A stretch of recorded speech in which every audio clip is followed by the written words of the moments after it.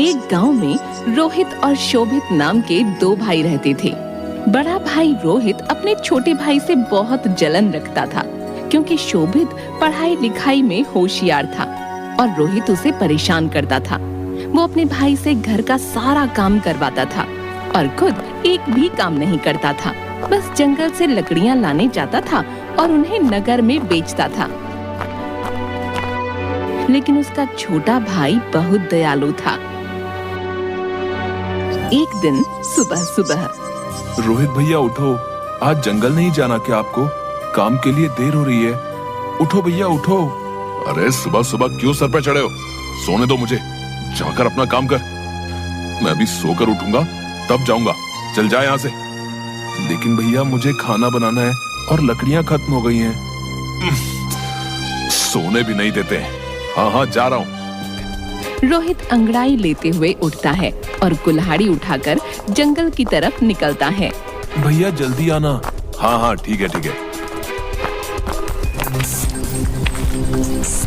रोहित जंगल में पहुंचकर, रोज तो मैं यहीं से लकड़ियां लेकर जाता हूँ, आज थोड़ा आगे जाकर देखता हूँ। यही सोचकर वो आगे बढ़ गया और थोड़ी दूर चलने के बाद उसे एक बहुत सुंदर दिखने वाला पेड़ दिखाई दिया। अरे वाह, ये बहुत अच्छा पेड़ है। अगर मैंने इसे आज काट लिया तो 10-15 दिन के लिए आराम हो जाएगा। रोहित ने यही सोचकर जैसे ही पेड़ काटने के लिए कुल्हाड़ी उठाई, वैसे ही वो पेड़ बोला, रुको भाई रुको, मैं एक जादुई पेड़ हूँ, तुम मुझे मत काटो। अगर तुम मुझे नहीं काटोगे तो मैं अपने सोने का फल तुम्हें दे दूंगा। क्या? सोने के फल? ठीक है, तुम मुझे फल दो, मैं तुम्हें नहीं काटूंगा। जादुई पेड़ ने अपने सोने के फल रोहित को दे दिए। रोहित ने फल लिए और वहाँ से चला आया। अरे वाह, मेरी किस्मत। आज तो ऊपर वाले ने छप्पर फाड़ के दिया है। अब तो कोई काम नहीं करना पड़ेगा। बस किसी को इस जादुई पेड़ के बारे में खबर ना लगे। अब इस फल को बाजार में बेच कर आता हूँ। बाजार में रोहित जौहरी की दुकान पर जाकर जौहरी से, अरे जौहरी जी, एक बहुत कीमती सामान बेचने आया हूँ, खरीदोगे क्या? तुम्हें अंदर किसने आने दिया है? तुम्हारे पास कुछ है भी बेचने के लिए जो बेचोगे? रोहित फल निकालता है और जौहरी को दिखाता है। ये देखो जौहरी जी, है ना कीमती सामान? अरे ये तो सोने का फल है। हाँ अब बताओ कितना पैसा दोगे?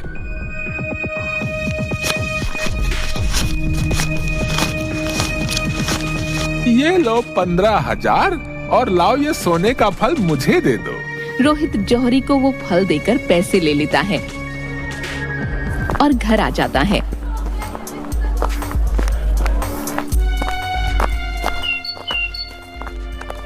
लेकिन अपने भाई को कुछ नहीं बताता। रोहित हर दिन एक फल जौहरी को बेचता।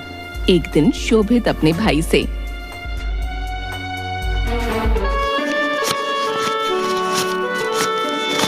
भैया मुझे कुछ पैसों की जरूरत है, स्कूल की फीस देनी है। क्या पैसों की जरूरत? कोई पैसे नहीं है मेरे पास। मेरे पास क्या पैसों का पेड़ लगा हुआ है जो आ जाते हो पैसे मांगने? खुद काम करो और कमाओ। भैया अपनी फीस के लिए मांग रहा हूँ। आप तो हर रोज इतनी फिजूल खर्ची करते रहते हो। फिजूल खर्ची करता हूँ मैं? हैं? बहुत जुबान चलने लगी है तेरी, हैं? भाग यहाँ से, भाग। और इस तरह से रोहित शोभित की पिटाई करता है और उसे पैसे नहीं देता।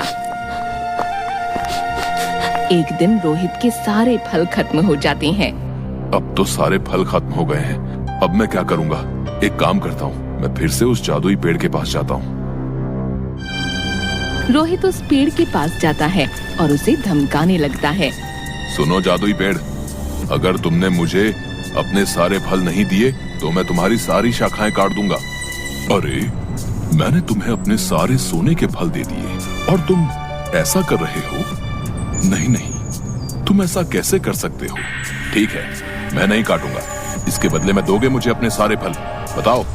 रोहित की ये बात सुनकर जादुई पेड़ को गुस्सा आ गया और उसने अपने पेड़ से रोहित के ऊपर ढेर सारी सुइयों की बारिश कर दी।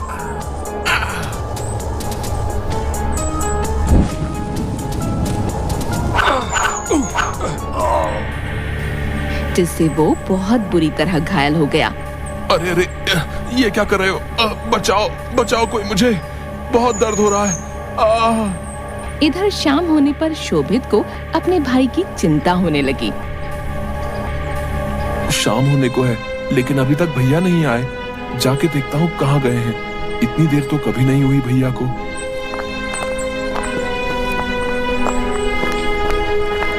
शोभित अपने भाई को ढूंढने के लिए जंगल की तरफ जाने लगता है,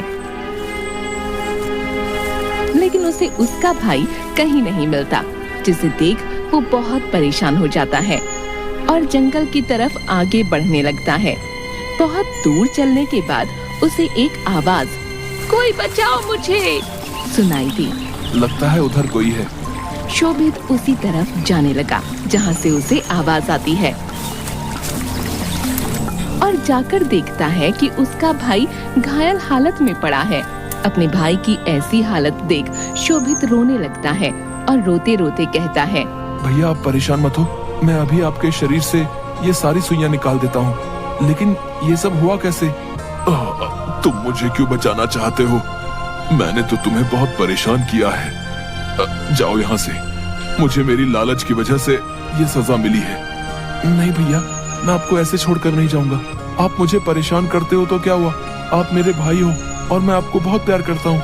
लेकिन कुछ नहीं, आप शांत रहो। शोभित अपने भाई के शरीर से सारी सुइयां निकालता है।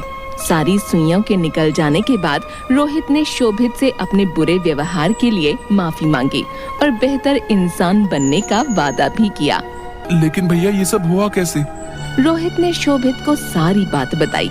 मैं लालच में आकर इस पेड़ को काटने जा रहा था, जिसकी वजह से जादुई पेड़ ने मुझे ये सजा दी। जादुई पेड़, मुझे माफ कर दो। मुझे बहुत अच्छा लगा तुम्हारे अंदर ये बदलाव देखकर। अब तुम मेरे सारे फल ले लो। जादुई पेड़ ने अपने सारे फल उन लोगों को दे दिए और अपनी शक्तियों से रोहित के सारे घाव भी ठीक कर दिए। दोनों बहुत खुश हुए और घर आ गए। अब रोहित अपने भाई के साथ अच्छा व्यवहार करने लगा और दोनों खुशी खुशी रहने लगे।